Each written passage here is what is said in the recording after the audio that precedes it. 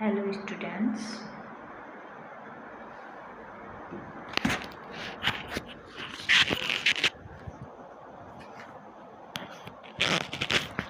Hello students, कैसे हैं आप सब कोरोना काल में? बढ़िया हो, बढ़िया ही रहना। चलो जी, आ जाओ मुद्दे की बात पे अब। हाँ जी, अपन पढ़ रहे थे इलेक्ट्रॉनिक्स के अंदर फर्स्ट यूनिट पढ़ रहे थे, ठीक है। उसके अंदर चलो पहले तो आप लोगों को एक काम करती हूँ कि क्वेश्चन देती हूँ, ठीक है। वो क्वेश्चन करना और उस क्वेश्चन में आप लोग धारा निकालोगे। क्या करोगे? धारा का मान निकालोगे उस क्वेश्चन में। चलो देते हैं आपको एक क्वेश्चन, देखते हैं कि कितने बच्चे पढ़ते हैं कितने नहीं पढ़ते हैं। चलो मान लो कोई क्वेश्चन है, एक मैंने आपको परिपथ दे दिया।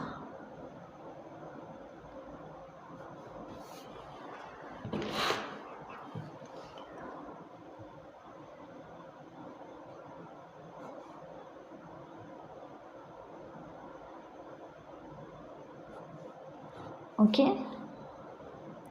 ये मैंने यहाँ पे कोई इलेक्ट्रिक वोल्ट जोड़ दिया, वोल्ट का स्रोत जोड़ दिया, सॉरी। ओके, यहाँ पे एक रेजिस्टेंस और जोड़ दिया अपन ने। किरचॉफ का द्वितीय नियम पढ़ा था, सेम टू सेम वैसा ही क्वेश्चन है और वैसे ही आप इसके अंदर धारा I1, I2 और I3 निकालोगे। तो इसको मैंने दे दिया 8 वोल्ट, ये वैल्यू मैंने दे दी 2 ओम और ये भी 2 ओम, ये भी 2 ओम और सॉरी यहाँ पे भी है एक रेजिस्टेंस, यहाँ पे भी है भाई, अच्छे से देखना। ये मैंने दे दिया 3 ओम। ओके, और इस वाले रेजिस्टेंस को मैंने वैल्यू दे दी 2 ओम, इस वाले को मैंने दे दी 4 ओम। और धारा की दिशा कौन सी साइड है? इस साइड। इसको अपन ने बोल दिया I1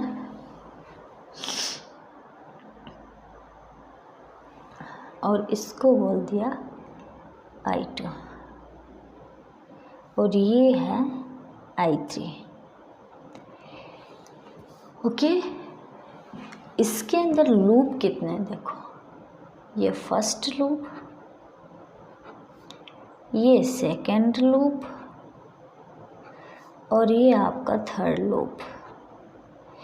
पीछे अपन ने एक क्वेश्चन सोल्व किया था, उसका आंसर तो आप लोगों का अभी तक आया नहीं है, मान लो आ जाएगा।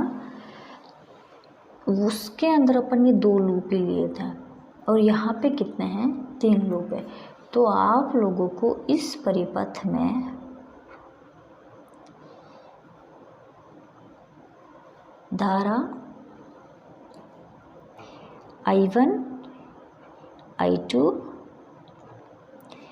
I3 निकालनी है। ओके, क्या निकालनी है? इस परिपथ के अंदर आप लोगों को धारा I1, I2 और I3 निकालनी है। याद रखना, ये जो मैंने परिपथ बनाया है सेम टू सेम किरचॉफ के द्वितीय नियम के अंदर अपन ने जो प्रयोग किया था वैसा का वैसा ही है और वैसे ही इसके अंदर आप लोगों को क्या करनी है? धारा निकालनी है। बस वहाँ पे मैंने उसको क्या दे दिया था? R दे दिया था और धारा से रिप्रेजेंट कर दिया था, पर यहाँ पे मैंने मैथमेटिकल वैल्यू दे दी, यानी कि 2 ओम, 2 ओम, 2 ओम, 3 ओम, 2 ओम, 4 ओम। ठीक है, अब ये आप लोग मुझे निकाल के बताओगे। इसको सॉल्व मैं नहीं कराऊंगी, बस मैं आंसर बताऊंगी आप लोगों को कि I1 की वैल्यू कितनी है आई और I2 की कितनी आई और I3 की कितनी है। ये आप लोगों का होमवर्क है, इसको आप लोग सॉल्व करके मुझे 2 या 3 दिन में बता देना है। क्लियर है? चलो, अब अपन कहाँ थे?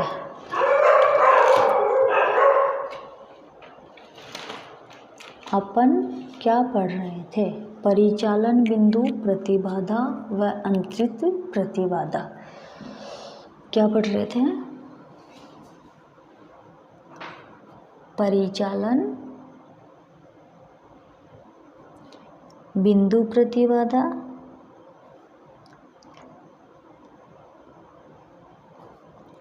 व अंतरित प्रतिबाधा।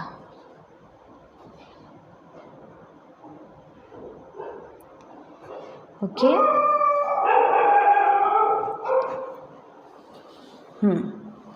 इसके अंदर अपन ने पिछली क्लास में 2 टॉपिक भी लिख लिए थे या फिर 2 बिंदु भी लिख लिए थे। क्या थे वो बिंदु? माना किसी चतुर टर्मिनल परिपथ के निवेशी टर्मिनल के मध्य एक प्रत्यावर्ती स्रोत जोड़ा गया है और जबकि निर्गत टर्मिनल के मध्य एक लोड प्रतिबाधा को आप किससे रिप्रेजेंट करते हैं? ZL से। किससे रिप्रेजेंट करते हैं? ZL से करते हैं। तो ZL को जोड़ा गया। सेकेंड पॉइंट अपन ने इससे कुछ लिखा था कि निवेशी टर्मिनलों के मध्य वोल्टता E1 व धारा I1 है, जबकि निर्गत टर्मिनलों के मध्य वोल्टता E2 व धारा क्या है? I2। चलो अब अपन इसका सर्किट बनाते हैं, डायग्राम बनाते हैं। हाँ जी, देखो जी, ये अपन ने कोई क्या ले लिया? चतुर टर्मिनल ले लिया। ओके, क्या ले लिया? चतुर टर्मिनल ले लिया। और ये अपने क्या है? 2 निवेशी। अगला बोल क्या रहा है? फर्स्ट पॉइंट बात करते हैं। ये अपने क्या है? 2 आउटपुट, 2 इनपुट एंड 2 आउटपुट। ठीक है। अब निवेशी प्रतिबाधा को अपन ने किससे जोड़ा? प्रत्यावर्ती स्रोत से, AC से। ठीक है। और निर्गत प्रतिबाधा को अपन ने किससे जोड़ा? लोड प्रतिबाधा। लोड प्रतिबाधा किसको बोलते हैं? ZL को। ZL क्या है यहाँ पे? लोड प्रतिबाधा। क्लियर है? ये अपने क्या है? इनपुट। ये अपने क्या है? आउटपुट। ओके। ये अपना फर्स्ट पॉइंट कंप्लीट हुआ। फर्स्ट पॉइंट क्या था? कि चतुर टर्मिनल परिपथ में 2 निवेशी स्रोतों के मध्य या फिर स्रोतों को, 2 निवेशी परिपथों को प्रत्यावर्ती धारा से जोड़ा और 2 निर्गत परिपथों को किससे जोड़ा? लोड प्रतिबाधा से जोड़ दिया। ठीक है। अब सेकेंड पॉइंट अपना था कि 2 निवेशी प्रतिबाधा को बीच अपन ने क्या लगाया? वोल्टता स्रोत E1। क्लियर है? और धारा I1, यही था। और सेकेंड पॉइंट था कि लोड प्रतिबाधा को अपन ने किससे जोड़ा? E2। कहने का मतलब वोल्टता स्रोत E2 और धारा क्या थी अपनी? I2। क्लियर है? हाँ जी मैम, क्लियर है। चलो तो फिर अब एक बात आती है।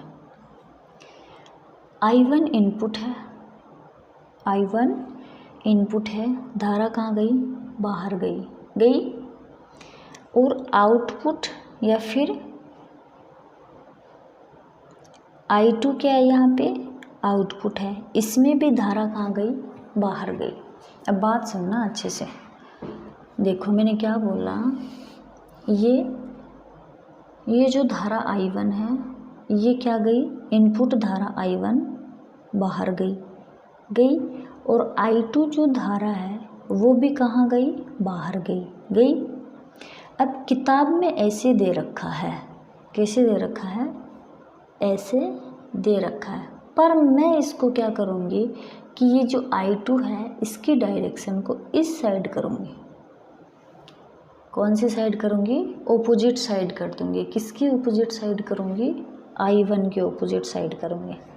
ठीक है।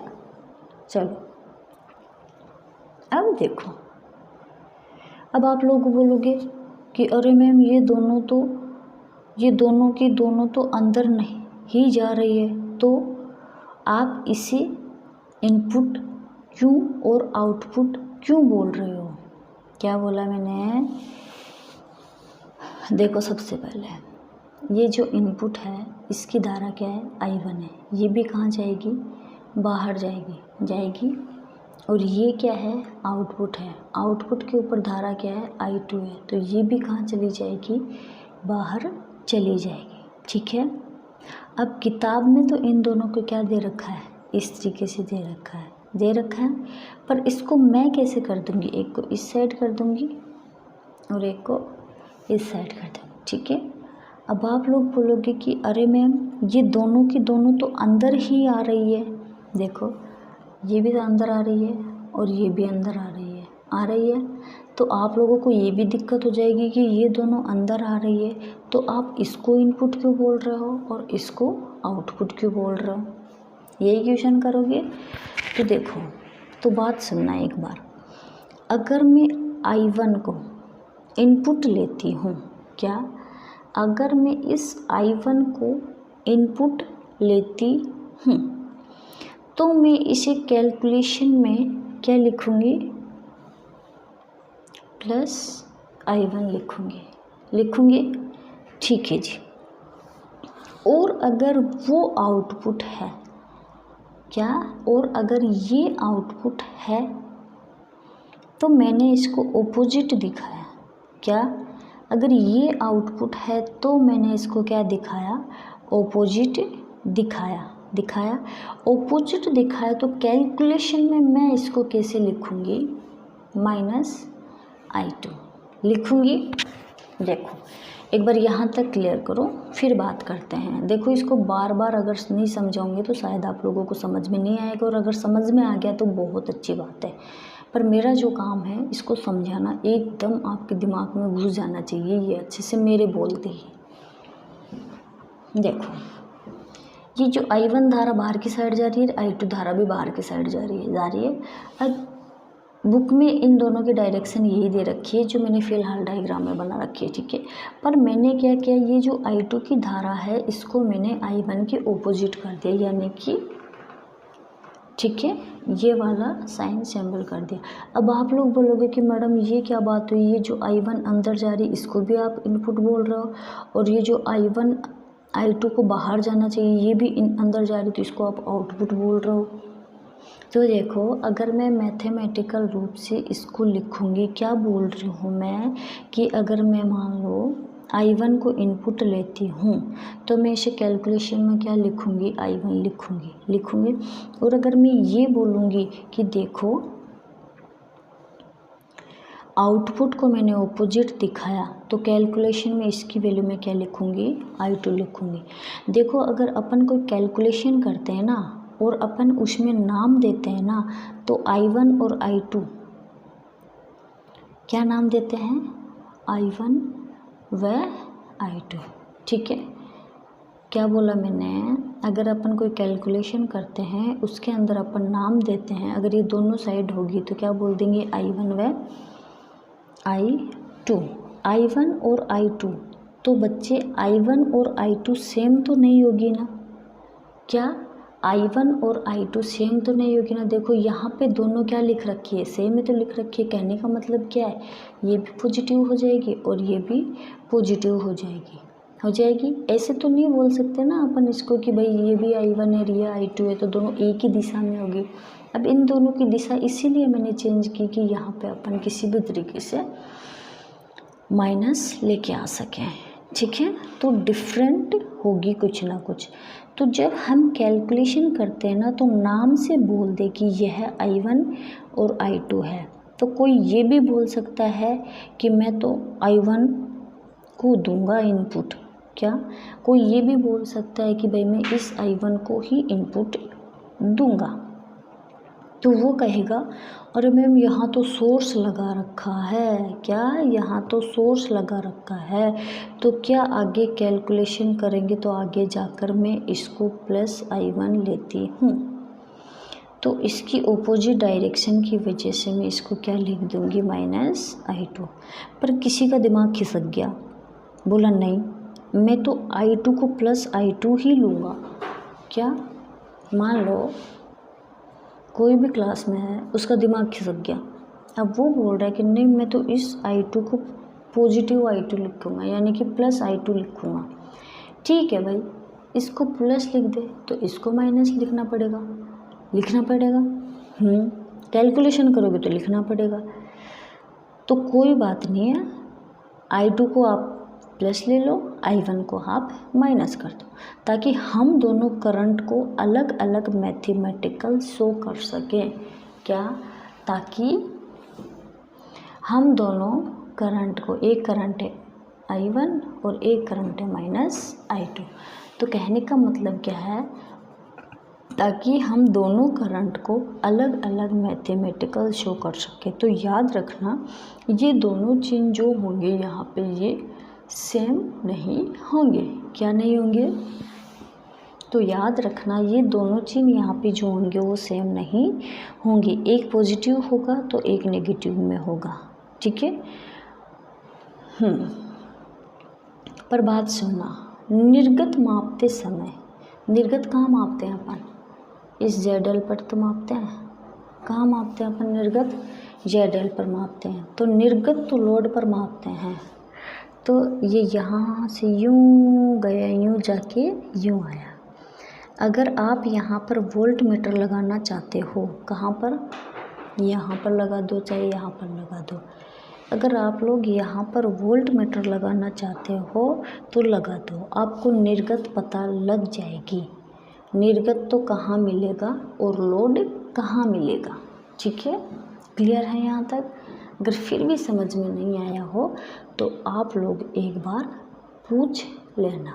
ठीक है, चलो एक बार मैं फिर से रिपीट कर देती हूँ। देखो,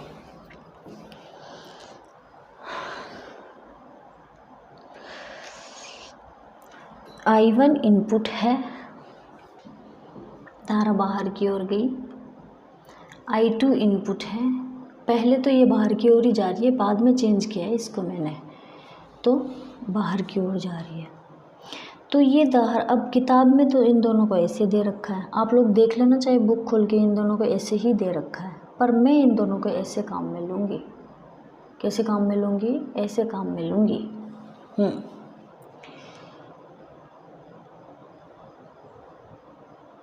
तो आप इसे इनपुट क्यों और इसे आउटपुट क्यों बोल रहे हो? तो देखो, अगर I1 को इनपुट लेती हूँ तो मैं इसे कैलकुलेशन में क्या लिख दूँगी? Plus I1। अगर I2 को ऑपोजिट डायरेक्शन में लेती हूँ तो कैलकुलेशन में इसको क्या लिख दूँगी? Minus I2। लिख सकती हूँ ना? लिख सकते हो। तो देखो, अगर अपन कोई कैलकुलेशन कर रहे होते हैं ना, तो ये तो ज़रूरी नहीं है ना कि ये I1 नाम दे दें और इसको I2 नाम दे दें। ये बात किसकी हो रही है बच्चे?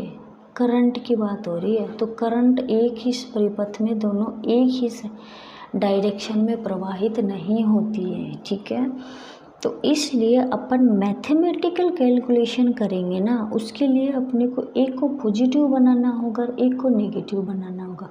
अब ये आप लोगों के ऊपर डिपेंड करता है, या तो आप इसको पॉजिटिव बना दो या फिर इसको नेगेटिव बना दो। इन दोनों को अपन ये तो नहीं बोल सकते ना कि ये I1 है और ये I2 है। कहने का मतलब ये दोनों ही धनात्मक है, नहीं बोल सकते।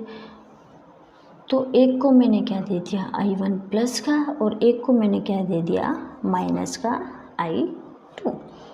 अगर करंट को अलग अलग लिखेंगे तो मैथमेटिकल भी अलग अलग ही शो कर सकेंगे। तो याद रखना, ये दोनों चिन्ह जो होंगे यहाँ पे ये सेम नहीं होंगे। एक पॉजिटिव होगा तो दूसरा क्या होगा? नेगेटिव होगा। क्लियर है यहाँ पर? चलो, अब अपन बात किसकी कर रहे थे? परिचालन बिंदु की कर रहे थे।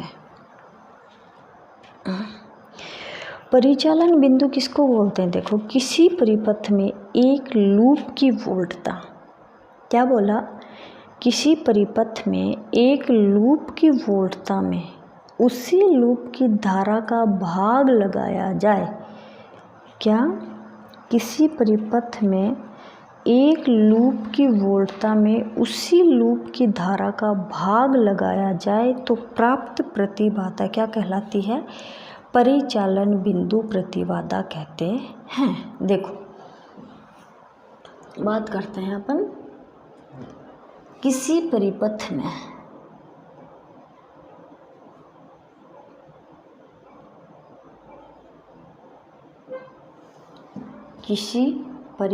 में एक लूप की वोल्टता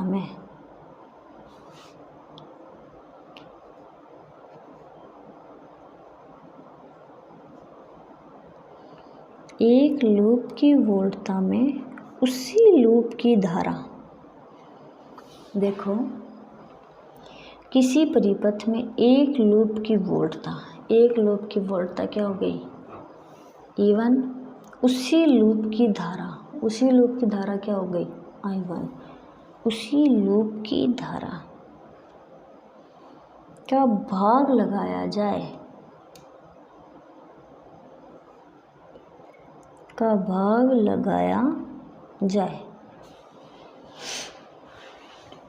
तो प्राप्त प्रतिबाधा को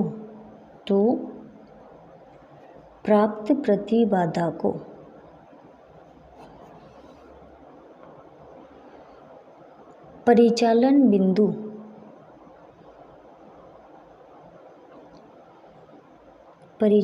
बिंदु प्रतिबाधा कहते हैं।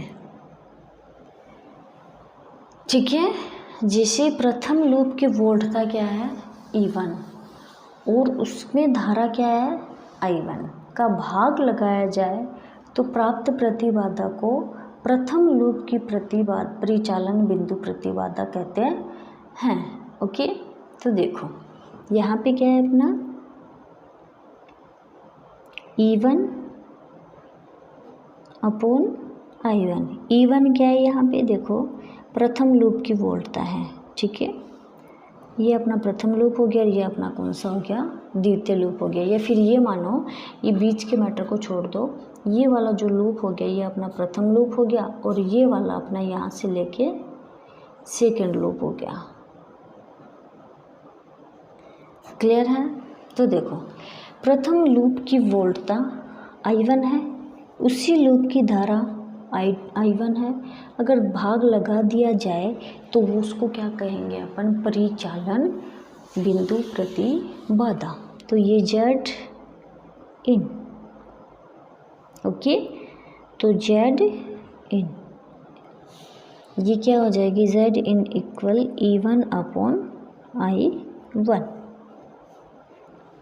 क्लियर है यहाँ पर? तो देखो Z1 इन, अरे भाई प्रथम लूप की बात कर रहे हैं, इन की बात कर रहे हैं।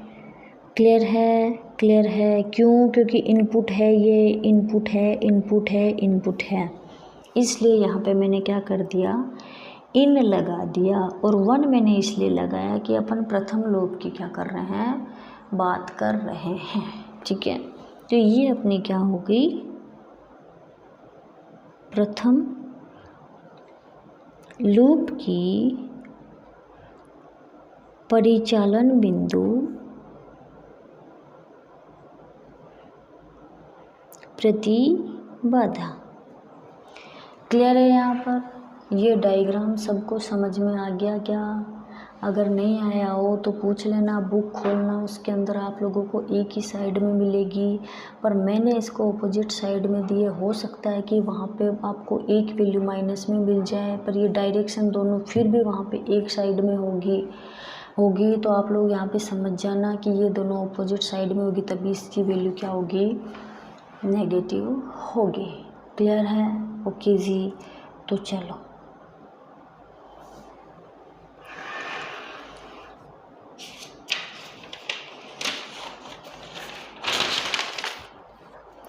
अब देखो जी, अपन यहाँ पे बात किसकी कर रहे हैं परिचालन बिंदु की कर रहे हैं। किसकी?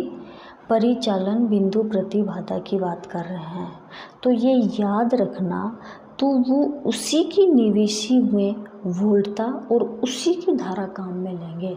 अपन ने जैसे कि यहाँ पे फर्स्ट लूप की बात की थी, यहाँ पे फर्स्ट लूप है और मान लो यहाँ पे क्या है सेकंड लूप है। तो ये याद रखना कि परिचालन बिंदु के अंदर आप इसी परिपथ की तो वोल्टता की बात करोगे और इसी परिपथ की आप धारा की बात करोगे। ये नहीं है कि आप इस वाले के बीच में करने लग जाओगे, नहीं। जिस लूप की आप बात कर रहे हो उसी लूप की आप वोल्टता लोगे और उसी लूप की आप धारा लोगे। तो यहाँ पर परिचालन बिंदु प्रतिबाधा की अपन क्या कर रहे बात कर रहे हैं, तो वो उसी की निवेशी में वोल्टता और उसी की धारा काम में लेंगे, अर्थात इसमें दूसरे लूप का कोई प्रभाव नहीं पड़ेगा या फिर पड़ता है। तो इस प्रकार की प्रतिबाधा में एक लूप का दूसरे लूप में कोई प्रभाव नहीं पड़ेगा, ठीक है। ऐसे ही अपन निकाल लेते हैं सेकेंड लूप Z2 इन, ठीक है। ये अपने पास क्या हो जाएगी E2/I2। ओके, चलो जी देखो, ये अपने पास क्या हो जाएगी द्वितीय लूप की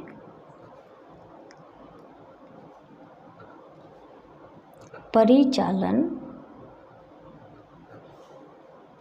बिंदु प्रतिबाधा। ओके, ये अपने पास क्या हुई द्वितीय लूप की परिचालन बिंदु प्रतिबाधा। अब आप लोगों को मैंने 3 क्वेश्चन हो गए मेरे, फ़िलहाल मेरे को तीनों में से किसी एक का भी आंसर प्राप्त नहीं हुआ है। मुझे लग रहा है कुछ दूसरा ही सॉल्यूशन देखना पड़ेगा आप लोगों से आंसर निकालने के लिए। तो देखो जी, ये अपन ने कौन सी बात की, परिचालन बिंदु प्रतिबाधा की। अब अपन बात करते हैं अंतरित प्रतिबाधा। किसकी बात करेंगे, अंतरित प्रतिबाधा क्या होती है, ठीक है। और अब ये अंतरित प्रतिबाधा जो है अपन करेंगे नेक्स्ट क्लास में, ठीक है। पर ये बात आप लोग याद रखना कि जो मैंने क्वेश्चन दिया है उस क्वेश्चन को ज़रूर सोल्व करना, और ये जो भी पढ़ाया है उसका PDF मैं आप लोगों को सेंड कर दूंगी। तो ये टेंशन मत लेना कि वीडियो अपलोड होके आ रहे हैं तो उनके PDF हमें नहीं मिल रहे हैं, चिंता मत करना। PDF मैं आप लोगों को सेंड कर दूंगी 2-4 दिन में, क्लियर है, ठीक है। और अगर इसके अलावा कुछ भी डाउट हो सब्जेक्ट के अंदर तो आप लोग मुझसे पूछ सकते हो। Okay, thank you.